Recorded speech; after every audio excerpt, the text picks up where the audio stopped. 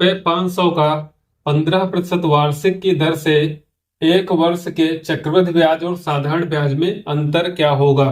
यहाँ पर मूलधन 500 रुपए है, दर 15% है और समय एक वर्ष दिया है। इसमें चक्रवृद्धि ब्याज और साधारण ब्याज दोनों का अंतर पूछ रहा है। तो यहाँ पर आपको बता दें कि एक वर्ष के लिए, यानी कि यदि समय एक वर्ष का है तो चक्रवृद्धि ब्याज और साधारण ब्याज में जो अंतर होगा वो शून्य होगा। इसका मतलब है कि चक्रवृद्धि ब्याज और साधारण ब्याज प्रथम वर्ष के लिए दोनों क्या होते हैं, समान होते हैं, और जब दोनों समान होंगे तो उनका अंतर शून्य हो जाएगा। तो इसको आप हल करेंगे तो यहाँ पर सबसे पहले जो चीजें दी हुई हैं, जैसे मूलधन दिया हुआ है रुपए 500, तो इसको आप लिख लेंगे P बराबर 500।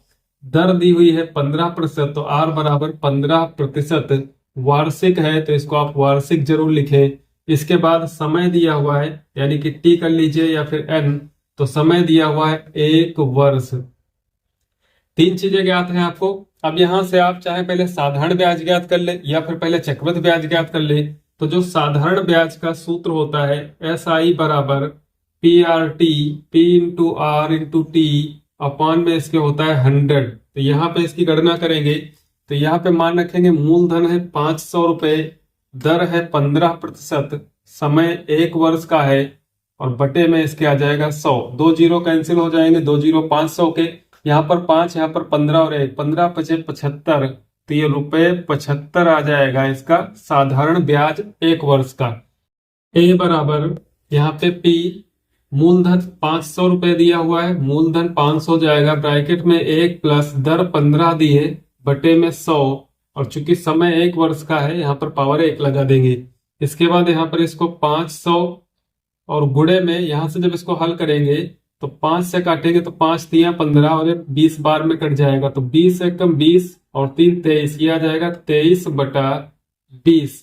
यहाँ से 1 0 कैंसिल कर सकते हैं और 2 से भाग करेंगे 50 को तो 25 हो जाएगा, तो 2 1 कम और इसको काट देंगे तो 25।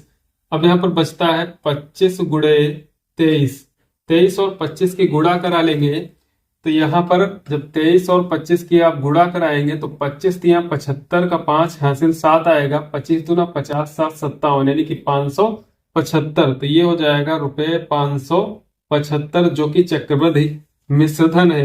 इसके बाद चक्रवृद्धि ब्याज की गणना करेंगे तो CI बराबर जो मिश्रधन आया है 575, उसमें से मूलधन 500 रुपए माइनस करेंगे तो ब्याज आ जाएगा 75 रुपए। अब आप देखेंगे कि जो साधारण ब्याज है वो भी 75 रुपए है और चक्रवृद्धि ब्याज है वो भी 75 रुपए है। तो इन दोनों में जो अंतर है वो ज्ञात करेंगे। अंतर बराबर CI माइनस SI, दोनों को घटाएंगे, ये भी 75 है ये भी 75 रुपए है, बराबर में आ जाएगा 0। तो आप देखेंगे कि एक वर्ष के लिए चक्रवृद्धि ब्याज और साधारण ब्याज दोनों का जो अंतर रहता है वो 0 के बराबर रहता है।